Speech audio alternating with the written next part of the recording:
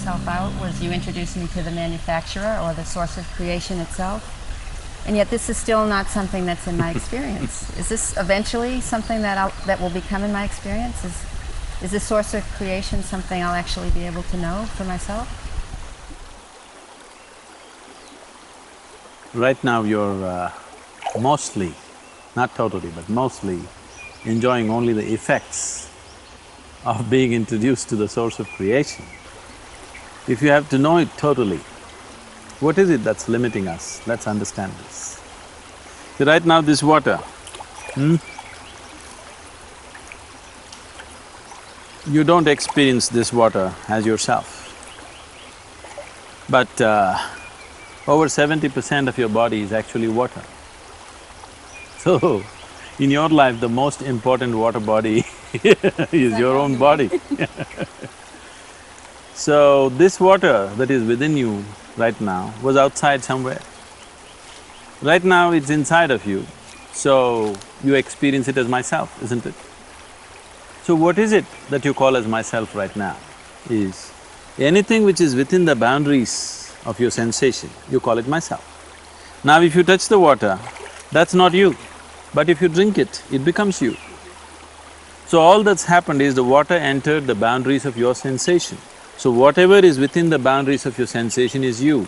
What is outside of your boundaries of your sensation is not you. This is your experience of life. This could have happened to you many times, it could have happened to everybody at some point in their life. When you're extremely happy, have you ever been so happy that tears came to you?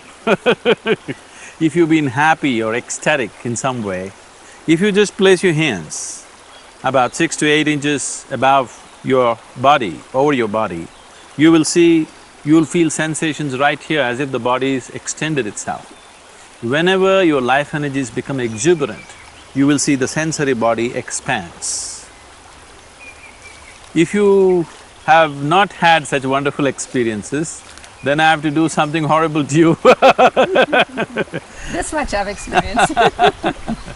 If I cut your leg, even if your physical leg goes away, still the sensory leg will be intact, it's a medical fact today. Still the pain and sensations will still be there, even after the physical leg is gone. So the sensory body has an existence of its own, beyond the physical body. So the whole science of yoga is just about this. The word yoga means everything has become one. Yoga means everything has become one in your experience. How can everything become one in your experience? Modern science proves to you that the whole existence is one energy, but you don't experience it that way. Religions of the world have been screaming for a long time that God is everywhere. You don't experience it that way. So when we say yoga, that means we are not willing to settle down for scientific deductions or religious beliefs. Deductions and belief systems are not good enough for you, you want to know it. That is the problem of a seeker, he wants to know it. If you make your life energies phenomenally exuberant, you will see this sensory body can become as large as the existence itself. You will experience the whole existence as a part of yourself. That is when we say you are in yoga. Yoga does not mean standing on your head, holding your breath or twisting yourself out, no. Yoga simply means use whatever method you want to use. There's every kind of yoga. There is no activity in the world, there is no activity that human beings can perform which is not yoga. If it is done with the right sense, it will become your yoga. Because anything that leads to inclusiveness, anything that leads to help you to experience life in a larger way than the way it is, which is the longing of every human being. So if you want to have a larger slice of life, the best way is to include everything as a part of yourself. If you have for a moment included something as a part of yourself, it has always been a big experience. For most people, love is the biggest experience they have in their life because it's a moment of inclusion. On the level of their emotion, they included. That's what made them feel that it's such a profound experience for them. It could have happened in so many different ways. If it finds a pure, basic physical expression, then we call that sexuality. If it finds an emotional expression, we call this love, this longing to include. If it finds a mental, psychological expression, generally in the society it gets labeled as ambition, conquest. If it finds a conscious expression, then we call it yoga. So yoga is not different from what you're doing with your life already. Already with your life, you're trying to include more and more. But if you go by physical means, it'll only lead to conquest and conflict. So yoga means you sit here and the whole existence becomes you, not even yours, it becomes you. See, right now, what you're experiencing as myself are the things that you have gathered, isn't it? This physical body is something that you accumulated through the food that you ate. What you call as my mind is an accumulation of impressions. So what you have gathered, you're experiencing as myself. If you gather the whole existence into yourself by expanding the sensory body, then everything is yourself. Is this possible? Is this some kind of a thing for people, somebody who is living in the Himalayan cave? No. Wherever you are, it is possible within you if you keep your life energies exuberant enough. When I say exuberant enough, by doing the Shambhavi Mahamudra and other Isha Yoga practices, there have been moments in your life when you have felt something within you which is not physical, which is not of the body, which is not of the mind, another dimension which reverberated within you, which is far bigger than the mind or the body. But it's a fleeting experience. So it is just a peep. It is just a peep at the creation, or it is just a peep at the source of creation. Now you want it to be a continuous experience. If you can have a peek into something for a moment, is it difficult to open the door and look at it all the time? It is just a question of inclination and ability to hold yourself there, isn't it? So is that possible? It is possible for every human being. Every human being is equally capable of knowing the source of his existence, of knowing the nature of his existence. When it comes to outside realities, all of us may not be equally capable. When it comes to inside realities, you are as capable as I am. It has not happened because your attention is somewhere else. So does it mean to say, I have to change my whole life? No. What you do with the outside is one thing. What you do with the inside is totally different. That's why people ask me, how much of yoga should I do? I say 24 hours. You shouldn't do anything other than yoga. You should make your, running your family into yoga, going to your office into yoga, your business into yoga, your very process of breathing and every step that you take into yoga. It is not about doing something, one particular practice which is yoga. You make every aspect of your life as a stepping stone for a higher possibility. That is the essence of Isha Yoga. That is what is produce the results for you. It is not about doing a particular practice.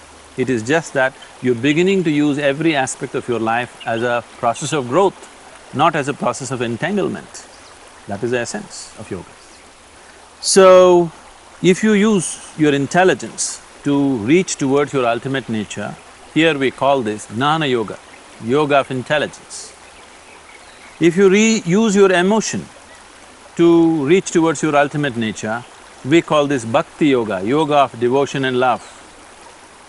If you use your physical body to reach towards your ultimate nature, we call this Karma Yoga, yoga of action.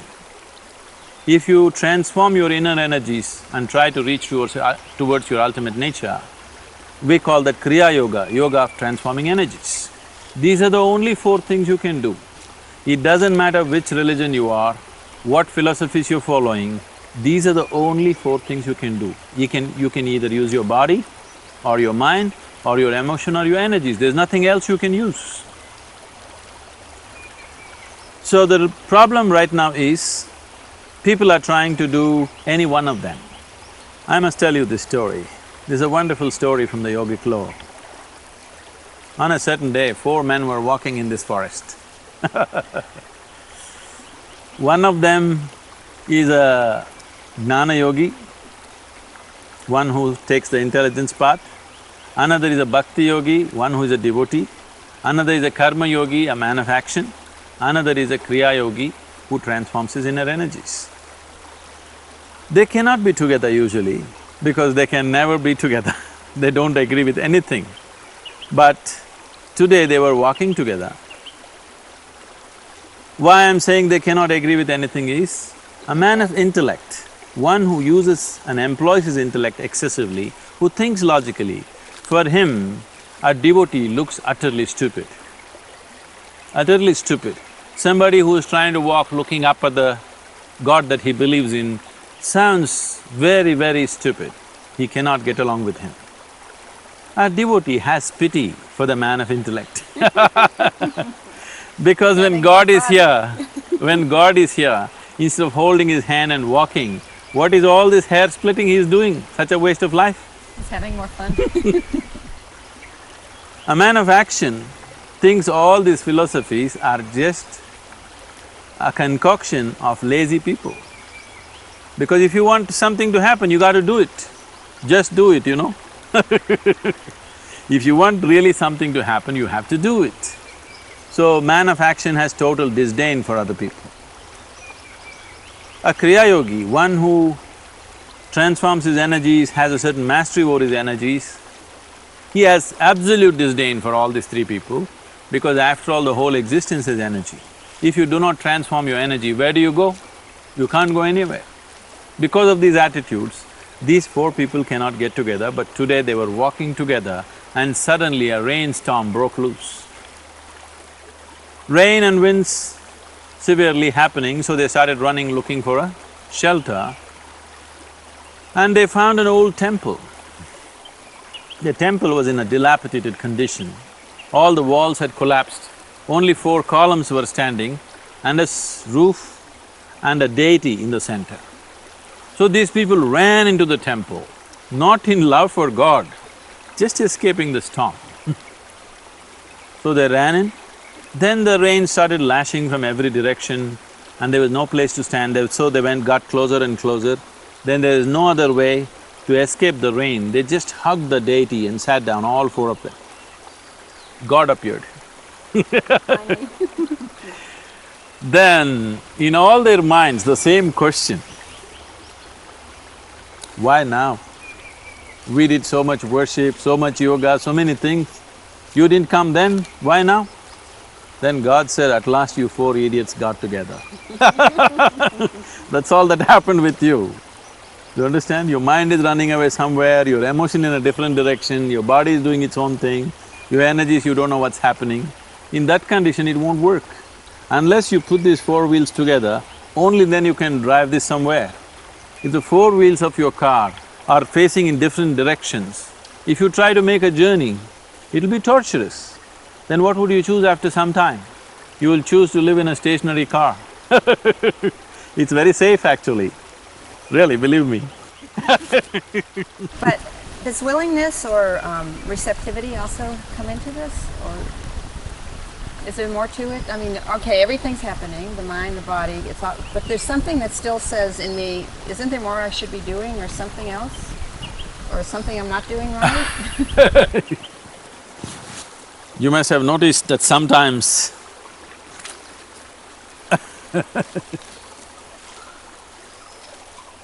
with some people I'm very gentle, with some very rough.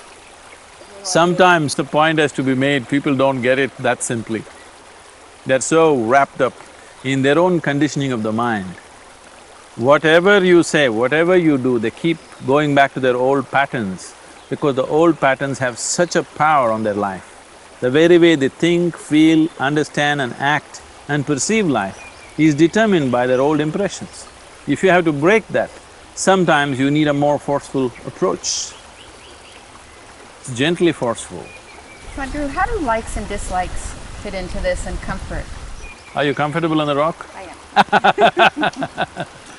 So it's not that yogis don't like comfort, they're extremely comfortable.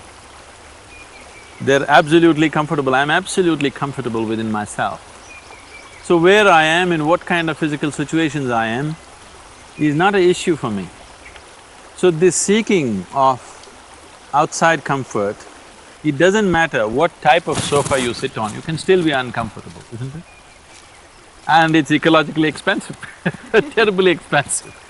Human beings trying to be comfortable, they're just burning up the whole planet. If people were comfortable where they are, they would have only done what is needed. They wouldn't have done life in excess, isn't it? It's a comfort zone also that seems like it kicked out, you know, like just the box was See, small. these are all terms coined by people who are never comfortable. They have formed a small niche or a cocoon of their own which they think they're comfortable in. I'm saying, if you're not comfortable in this universe, you don't have much place to stay, isn't it? Very limited. I'm asking this planet, right now your very body is a piece of this planet. Why are you not comfortable on this planet? You have to be in a particular room to be comfortable, you have to be in a particular space. That is a terrible limitation, isn't it? Nature has put sufficient limitations upon human beings. You don't have to invent new limitations. The moment you get trapped in, I like this, I don't like this, you're just dividing the world. The moment you fragment the world, your ability to experience it is gone. The moment I say, this rock is good, this rock is not good, my ability to experience what I think is not good is finished, isn't it? And my ability to experience what I think is good is also finished. See, if I think you are a good person, I will not see you the way you are, I will see you the way I like it. If I think you're a bad person, immediately I start seeing things which don't exist. If you think something is good, you lose contact with reality. If you think something is bad, you lose contact with reality. If you like something, you lose touch with reality. If you dislike something, you lose touch with reality. Only if you see everything the way it is, you're in touch with reality. And reality is the only doorway to the beyond. If you want to go somewhere, you can only start from where you are right now, isn't it? This has been a shift since I've been here for me. I'll catch myself putting these labels on, I don't like this, I like this. And there's also something there now that says, why? Why are you labeling? It's fine. And it's a different experience than it was. I'm not talking about being judgmental or non-judgmental, not those kind of things. All I'm saying is, the very basis of the trap for a human being is likes and dislikes. You like this, you don't like that, you're shutting off a huge part of the world for yourself. And then you wonder why you feel trapped. You have to feel trapped because you set up the trap. This is a self-made trap. Because the trap is an inside job, you need a little bit of outside help.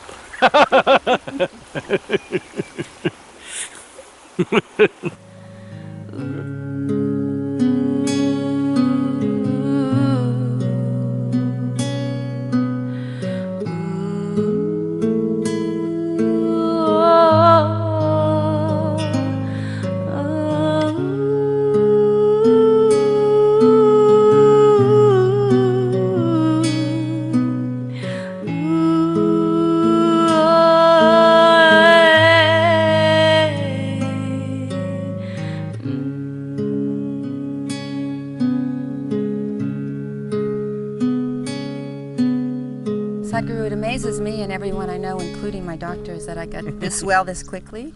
In fact, every 6 months they're having me take these tests to see if this is really going to last. So, what is it? I'm in better shape than I was when I was 15 years younger. Is there some way to understand what this is and what it does? So, your doctors are wondering whether this is a permanent fix? It is not. This will last only as long as you live. Well, that'll be good enough. So what is it? Is there some way I can understand for myself how it works? See, the human body, the understanding of human body in today's medical science is so outwardly. Nobody can cause health from outside, nor can you cause joy from outside, nor can you cause peace from outside. You may have external stimulants, but essentially it is happening from within. If you want to know this, first of all, we need to have some understanding of what this body is about. As there is a medical physiology, we have a whole yoga physiology. We can look at this body as 5 sheets or 5 layers of body. These 5 layers, we call them the physical body, the mental body, the energy body, the etheric body and the bliss body. So So physical body is that which you can obviously see is an accumulation of the food that we have eaten. So the type of food that we have definitely has an impact on what type of body you gather. The next one is the mental body. When we say mind, we are not referring to any one particular part. Every cell in the body has its own intelligence. So there is a whole mental body. And these two are like, this is your hardware, that is your software. Your hardware and software are no good unless they're plugged into quality power. So the third layer of the body is the energy body. The first three, the physical, the mental and the energy body, are physical in nature. They're just getting subtler, but they're still physical in nature. The fifth layer of the body, which is referred to as the bliss body, is totally non-physical. And the fourth, which is known as the etheric body, the nearest word, we call this Vijnanamaya Kosha, the nearest word or the common word that is used is etheric, it doesn't describe that. This means it's a transitory nature, from physical to non-physical. The fifth dimension is totally non-physical. Anything that is non-physical cannot be described or defined. You can define and describe only that which is physical. So, we are talking about the fifth layer of the body in terms of our experience. Whenever we are in touch with it, we feel blissful. So, we are referring to it as bliss. It is like if a child touches something and if it feels hot, he won't call this by its name, he says that's hot. Just like that, due to lack of words to describe or because of the impossibility of describing a non-physical dimension, we are talking about it in terms of our experience. So we refer to it as bliss because whenever we are in touch with it, we become blissful. Now to be in touch with this, being blissful by your own nature, if this has to happen, the first three dimensions, the physical, the mental and the energy body has to be properly aligned. If you align this, you find access to the deeper core of who you are. Apart from that, if you keep your energy body in full vibrance and in proper balance, there can be no ailment either in your physical or your mental bodies. All physiological and psychological ailments can be gotten rid of if you get your energy body to full reverberance and proper balance. When I say ailments, I'm talking about only chronic ailments. Infectious diseases if you get, you have to go to the doctor and get it treated because infection is an invasion from outside. But the rest of the ailments are caused from within. Why is your own body causing an ailment for you? Because the whole body, every cell in the body is programmed to create health and well-being for you. Why is it working against you? It is working against you because something is skewed, something is out of balance. If you create the necessary balance and reverberance in the energy body, the physical and mental bodies get naturally fixed. That's exactly what's happened to you. I told you 3 months, because I saw the depth of the damage that's happened, I said 3 months. For somebody else, I may 6 months. Someone else, I may say 2 years. For someone else, I may say 2 days, depending upon what is the level of damage that's happened to the system. Sadhguru, what about stress? I feel like it's stress that really took a toll on my life, and in America, we're all trying to manage it. We're doing everything we can not to have it. We jog, we get massages, we exercise like crazy. If that doesn't work, half the people, 40% of the people, I think, are taking antidepressants. At least 40% of the people I know are admittedly taking antidepressants. So how does that play into? First, when I came to United States, wherever I went, I heard people talking about stress management. I couldn't get it because in my understanding, we only manage things which are precious to us, which are valuable to us. We manage our families, our money, our property, our businesses. We manage whatever is valuable for us. Why would anybody manage stress? It took me a while to understand that people have made a conclusion that stress is a part of their life. Stress is not a part of your life. It is not your lifestyle, it is not your work, it is not your family, it is not the situations in which you exist which is causing stress to you.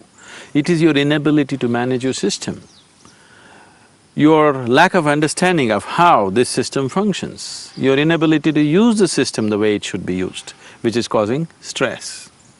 People can be stressful in any kind of situation. It is not about this job or that job. It is not about this kind of situation or that kind of situation. People are capable of being stressful just for about anything. Now we are not looking at how to manage stress. We are not looking at how to put it down, how to keep it under the surface. I am talking about how not to create it, because stress is your creation. If you do a simple process of yoga with full depth and dimension of what it is, not the physicality of it, as it is generally practiced today, especially in the West, but it's beginning to become a worldwide phenomena, that people are beginning to practice yoga just as a physical thing or a mental thing. It is neither physical nor mental. It has got something to do with the core of your life. If all of you is not involved in the yoga that you do, if it is not being transmitted to you, it has just been taught to you, it is a bundle of instructions, not an initiation. If that is so, you are using yoga like you're using an airplane, like a car. Suppose I gave you an airplane, you don't know what it is, you knew only automobiles. It'd stay on the So, these two things, these two ugly things are hitting your buildings and your lampposts, so you chopped off the wings and you drove around and you were happy. You are happy, your backache is gone, your thyroid problem is fixed. But I will cry, because a man who knows what it means to fly, when he sees an airplane with chopped off wings, he will cry. So right now when I see the yoga that is going on all over in a large scale, it makes me feel like crying, but then the world would be flooded because too much of it is happening, so I laugh. So right now, this is not a solution. I want you to understand, yoga is not a solution for your stress. There is no need for stress. Yoga is removal of the problem, that you don't create stress, that's all. If you don't create stress, then why do you need a solution for it? Stress is your making. It is not the situation which is making stress, it is your making. So, if your experience of life, if you get little deeper access to the experience of life within you, you will distinctly know this and you will drop it. So that is the essence of Isha Yoga.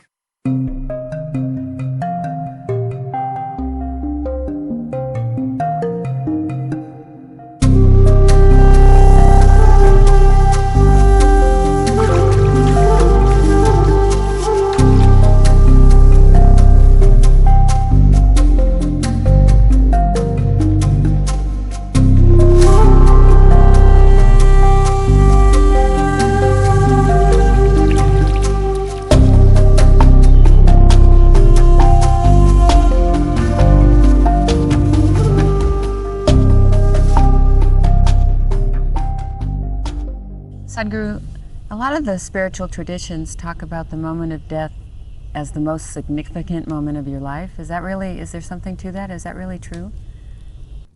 All those moments before that moment are very important. Every moment? All the moments before that moment in your life are most important. If you don't realize that, it is like people trying to catch the final moment of their life. You can't.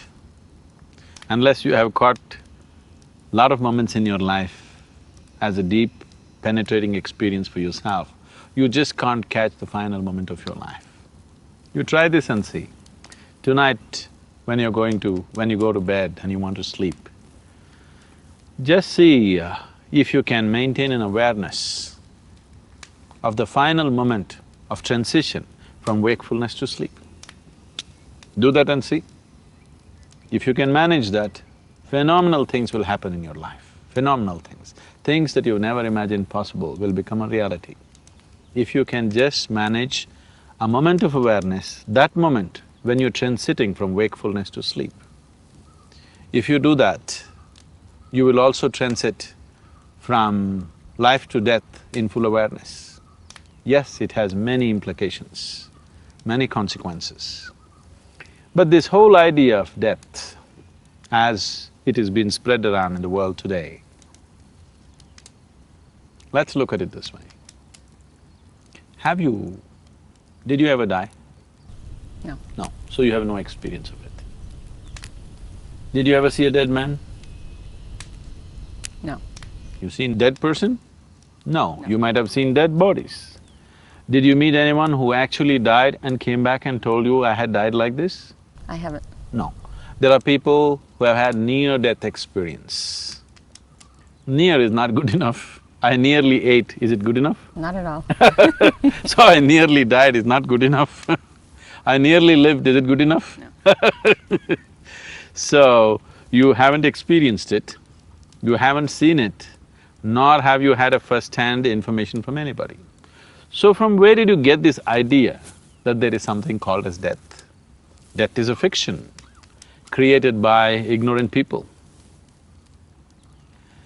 Death is the creation of people who live their lives in total unawareness.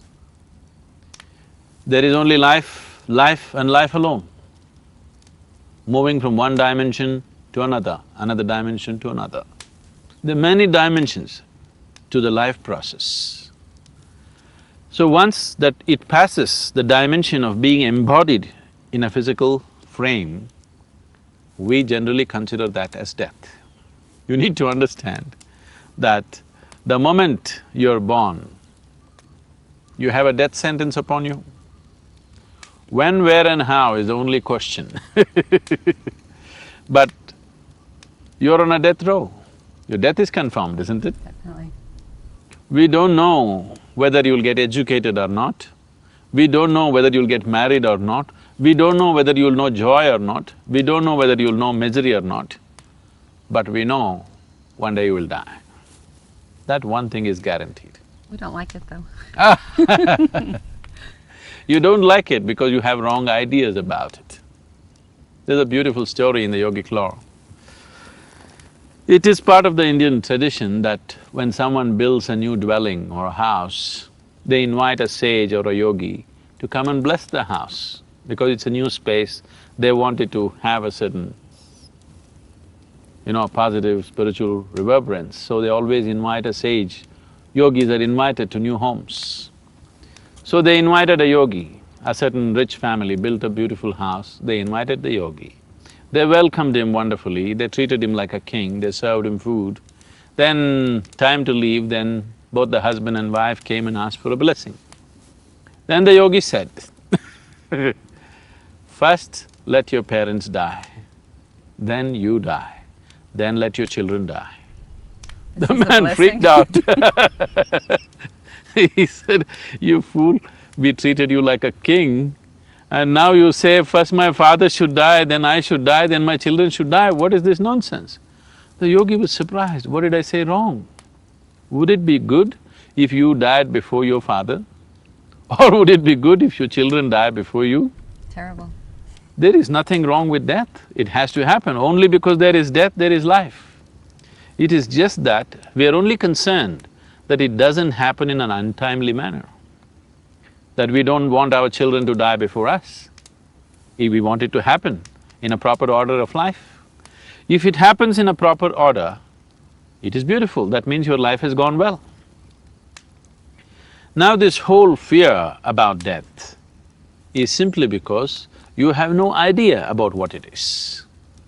You have formed ideas about everything, just about everything. But no matter what ideas you formed about life, when you're confronted with the moment of death, you really don't know anything. That's one space of life which has remained uncorrupted by human mind. Everything else we have corrupted, isn't it? Whatever was supposed to be sacred, all these things are hugely corrupted by human mind. Human minds have corrupted love, relationships, God, divinity, everything. They have corrupted it and twisted it out whichever way they want. Death is one thing that they're still clueless about. Though a lot of people would like to talk authoritatively about it, they know they're going to go to heaven, they're dead sure about it. If they're so sure, I don't see what they're waiting for. No, they're trying not to go very soon. They're doing everything not to go to heaven. Why? If you're so sure you're going to a wonderful place, better place than this, you must hurry up. Because you're not sure, you talk. but you're not sure 100% where you will go, what will happen to you. Just to solace yourself, just to psychologically be able to handle life, you create all these things. But essentially, the very idea of death has come to you because people have been talking about it without knowing about it. Otherwise, if your societies did not speak about it, you would just know your present existence, the way you are right now, is not permanent. That you would know, but you wouldn't have any other ideas about it. Even now you don't have, you imagine that you have. But there's so much attachment to this. My father's 89, he's telling me, you know, he wants to live the next day and the next day, just one more sunset, one more sunset. He said, you know, I lived a full life, it just came so quick, I just don't want it to end yet, you know? So it's, you don't want to have that thing we don't know happen. This we know. See, that's because your whole life, you're only living in your mind, not in this world. You're only thinking about life, you're not experiencing life. Just look back and see, in the last 24 hours, how many moments have you truly experienced the way they are? You're only thinking about it. So, you are a psychological existence, you are not an existential existence. Whatever happens in your mind is irrelevant because you can make anything happen. You can imagine anything and think it is true. What happens in your mind, what you think and feel, has nothing to do with the reality of life. But right now, humanity has invested so much towards what they think and feel. They've made it so important, obviously they will miss life. What this essentially means is, your own petty creation that you create in your mind has become so important for you that you are missing the magnificent creation of the Creator. You missed it all. Now at 89 you want to watch a sunset, nothing wrong, at least now you're aware of it, I'm glad.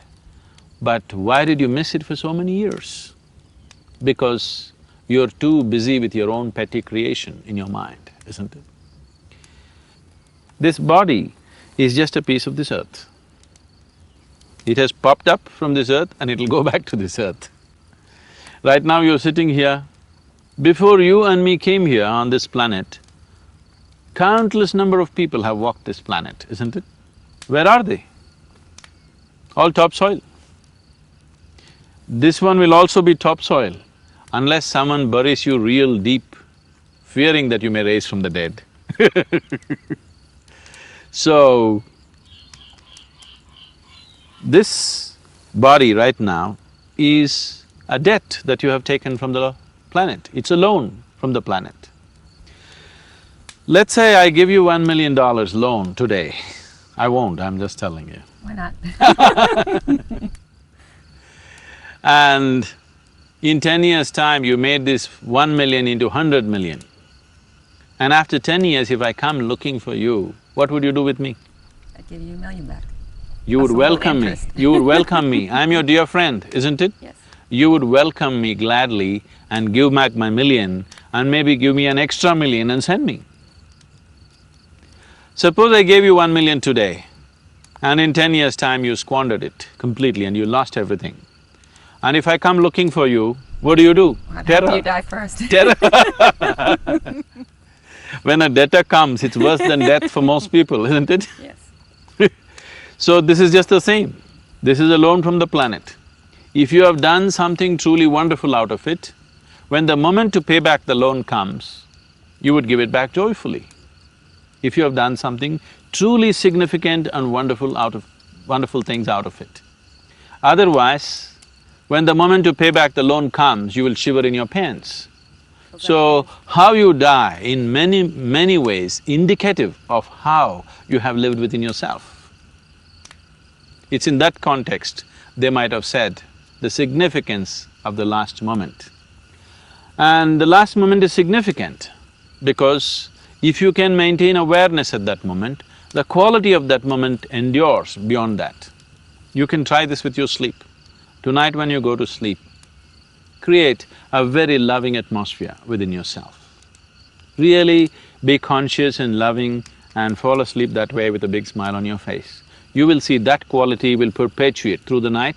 When you wake up in the morning, you will see that quality radiating out of you.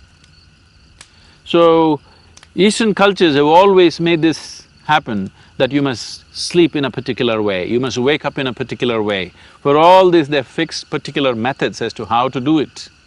Yoga and spiritual processes have specific ways of how to go to bed, how to wake up in the morning. This is why. Because it will perpetuate through. When that moment of transition is of a certain quality, naturally that quality endures.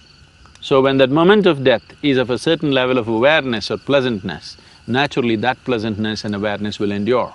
Because when you're here in this embodied form, when you are here with this body and this conscious intellect, you have a discriminatory mind.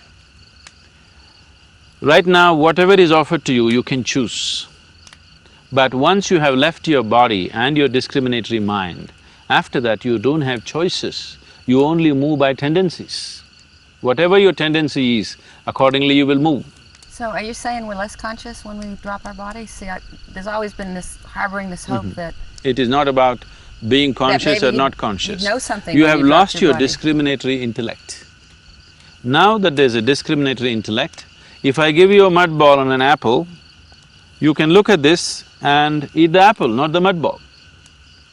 But once you don't have a discriminatory intellect, you go according to your tendencies.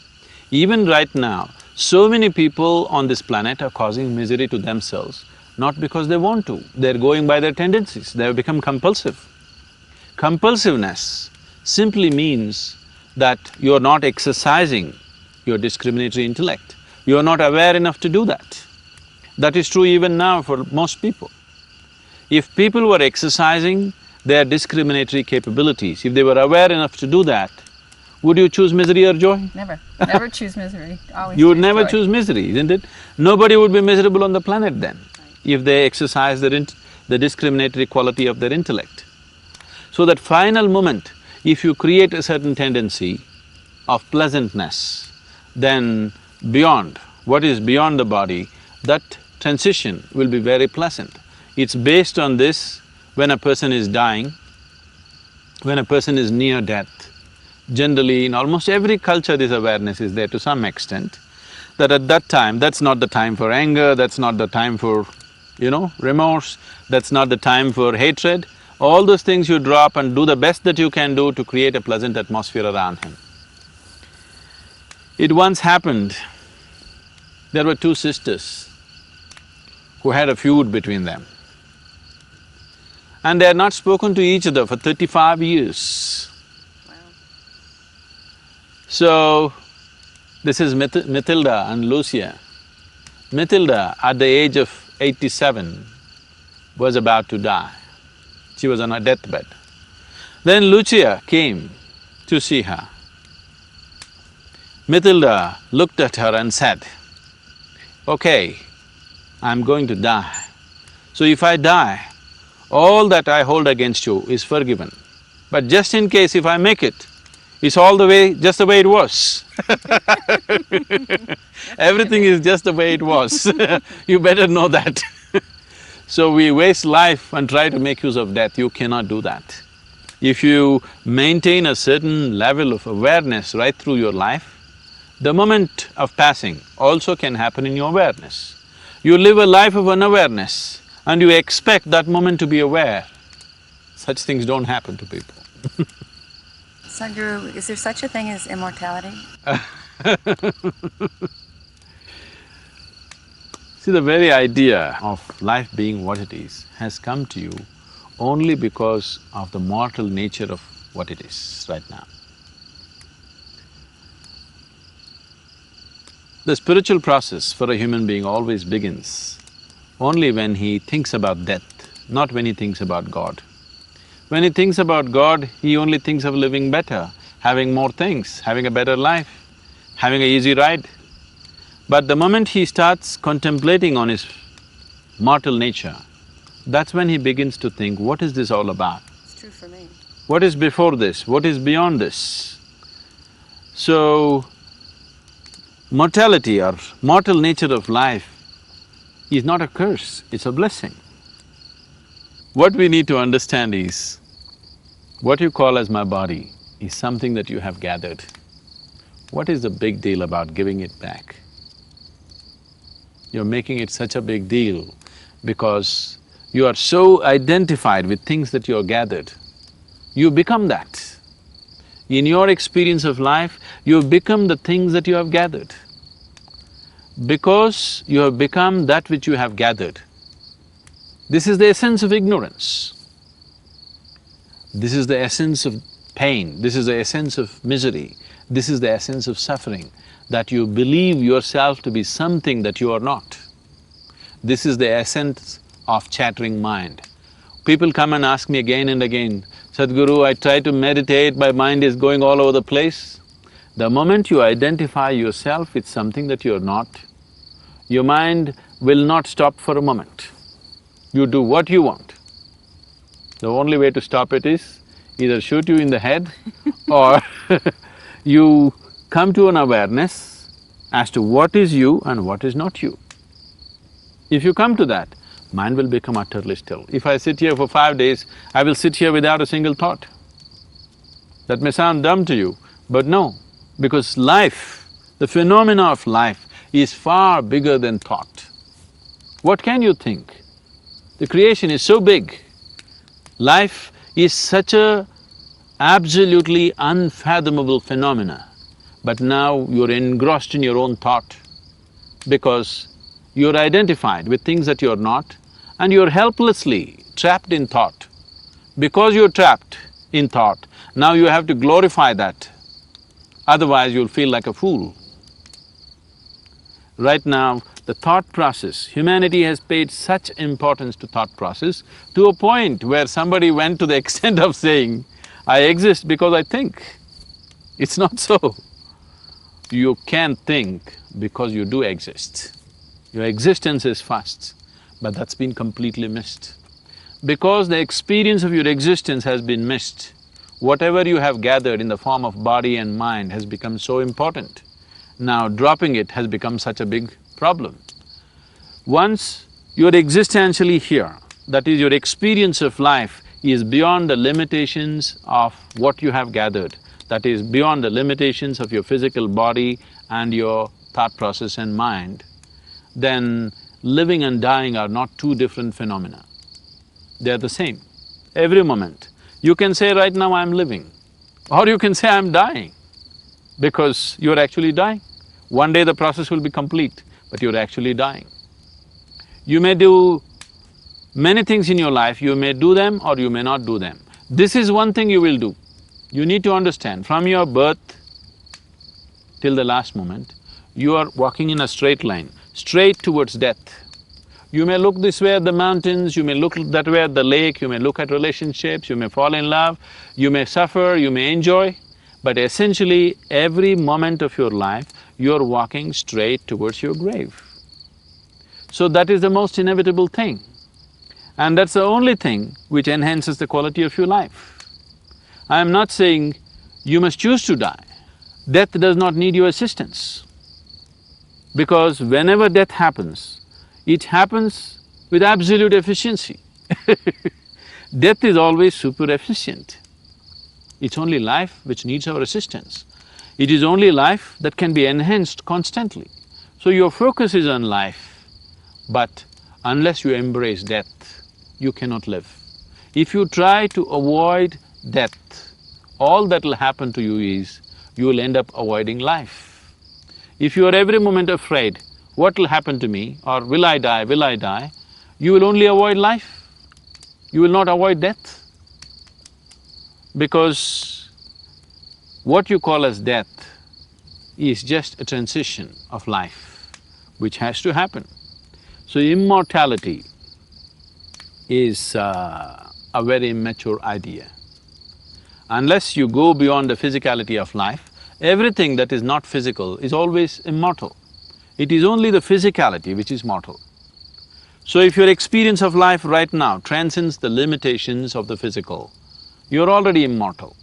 I'm immortal because I don't exist. I am immortal because I am not identified with my physical body. I enjoy my body, I use my body, but I'm constantly aware that it is only an accumulation. Any day I have to drop it. So this is immortality. In awareness, you're immortal. Only in unawareness, you are mortal. Sadhguru, there's so many choices that we have about our life. More choices I'm seeing, the more aware I get.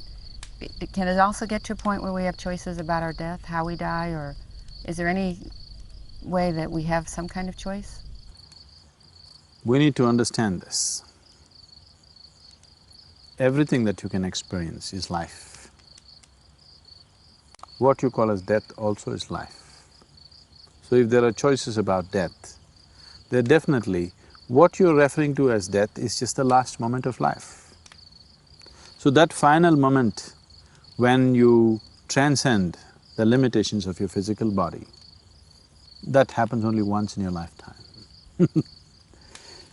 Almost everything in your life may happen many times over, but this one thing happens only once in your lifetime. And it's the last thing that you do. The last thing that you do in your life is death. So I want you to understand death as life, not something else. So this is the last act of your life. Is it not important that you choose to make it happen gracefully and wonderfully? Is it not very important? Very important. If you are fearful of it, if you're ignorant of the ways of life and you create resistance towards it, naturally you will miss that possibility.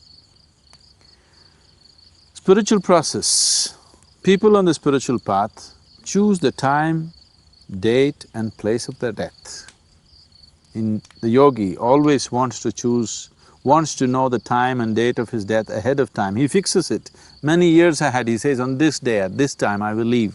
And he leaves because he has created the necessary awareness within himself to live consciously. Leaving this body consciously, without damaging this body, like you take off your clothes and walk away, like that you take off your body and walk away. If you can do that, that is the ultimate possibility in your life. Once you have gained this much awareness to know where you as a being and this physical body which you gathered, where it's connected, where is the connection, what is the hold? Once you know this, if your awareness has grown to such a point, then you can disentangle yourself whenever the moment is right for you. So is this suicide? Definitely not. Suicide happens out of frustration, out of anger, out of fear, out of inability to bear with suffering. This is neither suicide nor euthanasia. This is about being so aware that when the life has completed its complete cycle, you know that it has completed that and you walk out of it. You walk out of this. And this is not death either. This is known as samadhi, where a human being has developed sufficient awareness within himself where he can separate himself from the physicality that he has gathered and as to who he is. So in that level of awareness, one can live. If such a level of awareness, if you do not attain, at least you can make that last moment very graceful, pleasant and joyful and blissful for yourself, if you manage certain things. So when we say a spiritual process, we are not just helping people to live well. I also help people to die well. Helping people to die well does not mean we will assist them to die as euthanasia enthusiasts are talking about. Not in that sense. Helping people to die means that that moment of passing from physicality to beyond, from being embodied to being disembodied, it is very important it has to happen in utmost awareness and grace. So we can create that moment for every human being if that human being is willing to cooperate and willing to pay some attention to himself now. So if one wants to exercise this choice, certain amount of preparation is needed. As I said earlier, if you can manage this, if you can every day practice this, that you move from your wakefulness to sleep, in awareness, if you manage that, this last moment of passing from life to death will happen absolutely gracefully for you. There are other methods also. In India, always people choose, traditionally people choose not to die with their loved ones. Because if you die among your family, so many emotions will come. Naturally you'll try to cling to life. You will not allow it to happen gracefully. So people travel to faraway places which are considered spiritually vibrant, and they want to shed their body in that space. This has been traditionally so. Even today, thousands of people still do this. This may be completely unthinkable in the West because they want to die in the comfort of their family. That is not a wise thing. It is truly wise for a person to choose a space which is spiritually conducive, which is vibrant in a certain way, and he lives there with as much grace as possible. If you lived your life with grace, it becomes extremely important that you die with grace. Sadhguru, I really want to leave by my choice. Is this in the realm of possibility for somebody like me who comes here so identified? Is it still? It definitely is for you. Definitely is for you.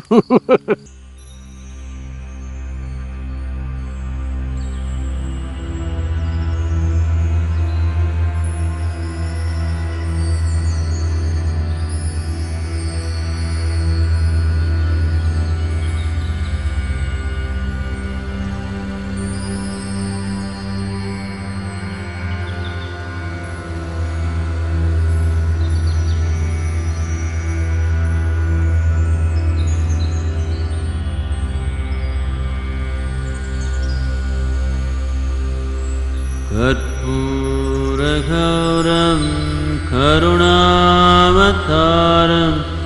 संसारसारं भुजगेन्द्रहारं सदा वसन्तं हृदयारविन्दे भवं भवानी सहितं नमामि। कर्पूरगौरं करुणावतारं संसारसारं भुजगेन्द्रहारं सदा वसन्तं हृदयारविन्दे भवं भवानी सहितं नमामि।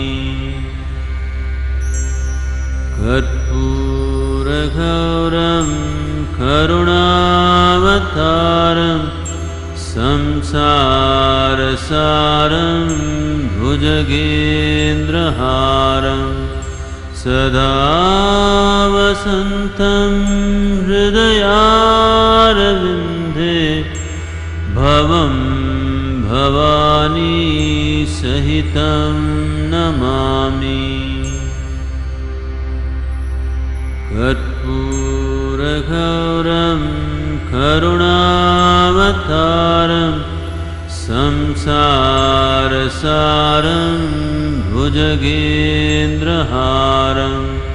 सदा वसन्तं हृदयारविन्दे भवं भवानी सहितं नमामि।